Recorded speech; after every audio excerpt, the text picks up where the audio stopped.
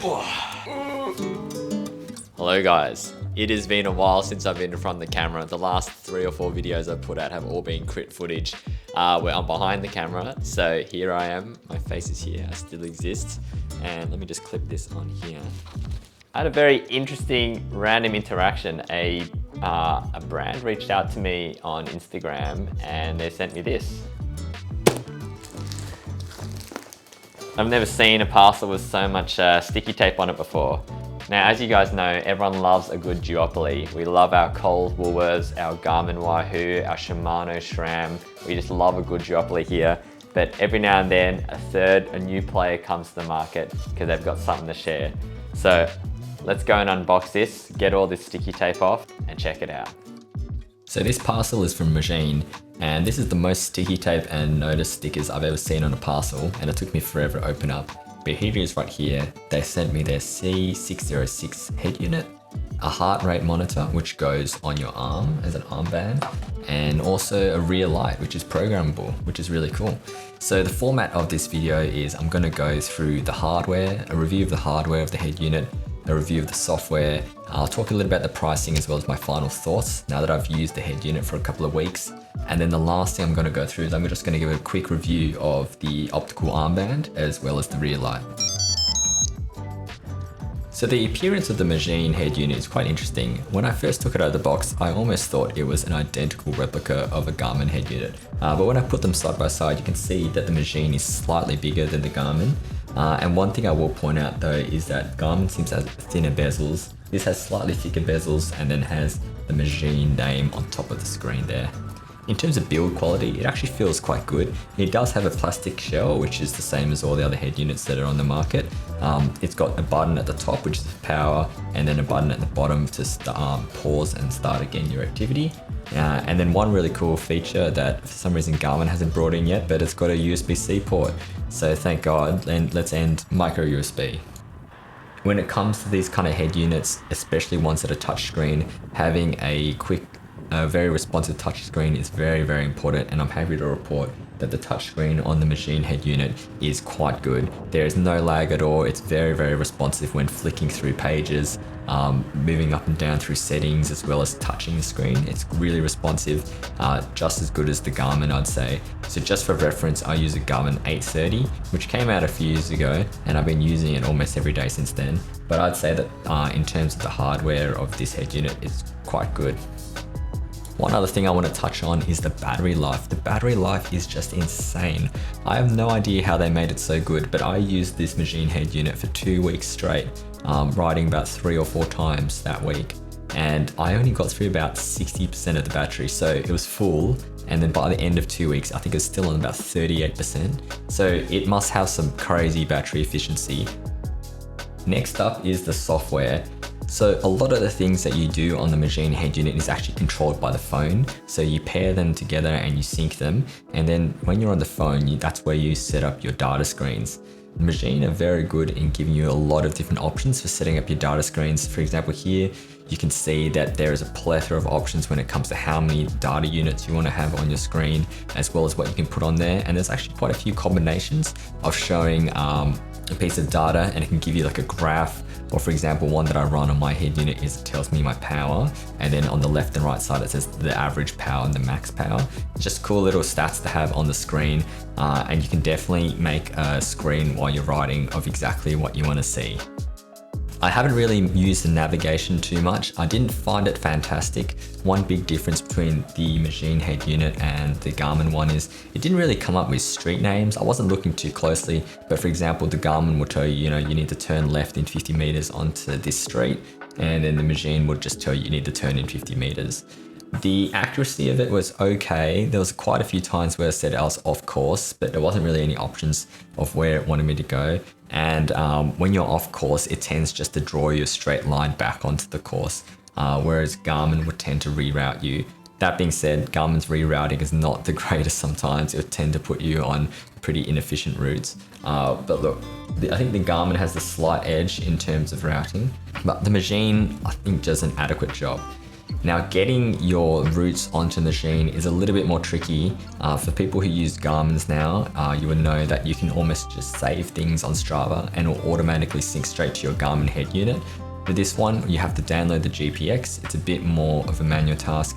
Download the GPX onto your phone and then you import that onto the head unit. And then when you start a ride, you can select from your list of routes that have been imported. When you finish a ride, all your stats get uploaded into their app as well. Their app is actually surprisingly good. A lot of these apps are done as like an afterthought, but I can tell that for Magene, they've kind of almost built them side by side because the app is actually quite decent. Going through the app, you can see after your ride all the normal statistics that you'd see on any other fitness app. You'll have all your averages, all your distances, your maxes, your mins.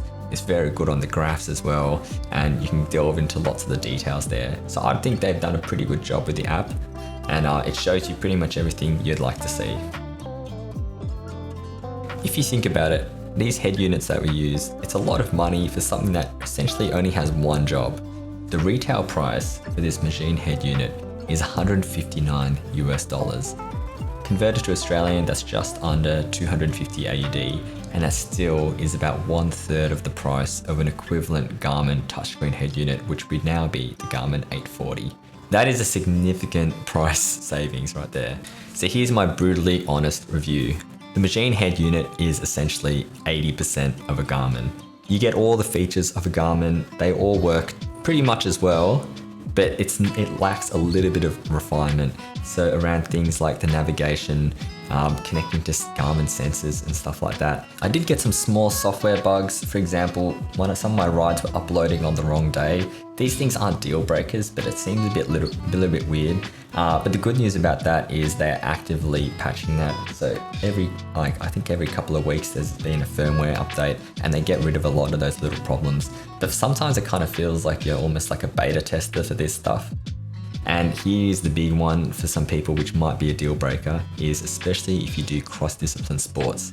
So an example I'm going to use is that I run and I use a Garmin watch, and then all the data from that watch whenever I do a run goes onto the Garmin Connect app. And then if I'm using a Garmin head unit, the same goes onto the app. So it collates all my fitness data. And you can imagine if you're a triathlete or you do some other cross discipline, you want all your fitness data in one spot because then it can all talk to each other. The Garmin can see if you're overtraining, undertraining, and it can collate that information. So I feel like the one thing that the Magene lacks is that it's not in that kind of ecosystem. And I sound like an Apple fanboy, but yeah, being stuck in that Garmin ecosystem is actually, for me, is very important from a training perspective. Now, if cycling is your main thing and you don't do other sports outside of that, and you're looking to save a couple of $100s, I think you should definitely consider the Magene. Just a quick review of the optical armband now. So some things that I really liked was that it has a rechargeable battery, which means you're not screwing around with a coin battery every now and then. It's got an on and off button, so that way you can really maximize how long your battery lasts. And also it's very accurate in its data. I was a bit skeptical about how a heart rate monitor would go on the forearm, but yeah, it worked very, very well. Now some cons.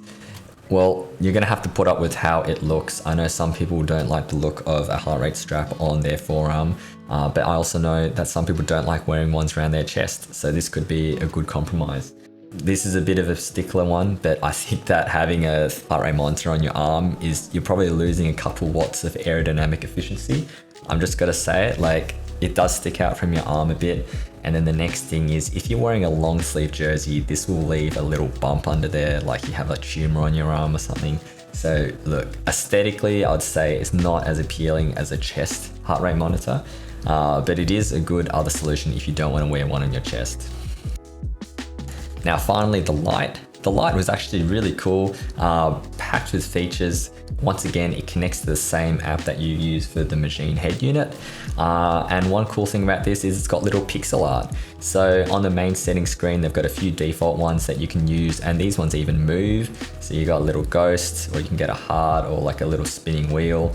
But some cool features about the light is when you're slowing down, the light will blink.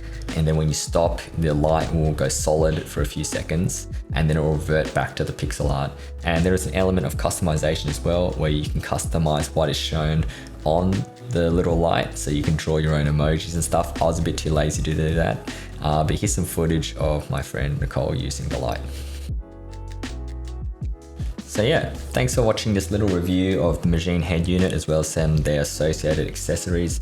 If you're looking for a budget head unit, I think this is really the way to go.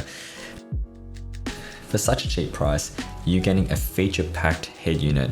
Essentially can do all the same things as a Garmin, from customization of your screens all the way to navigation. I think you would find that it actually does the job pretty well.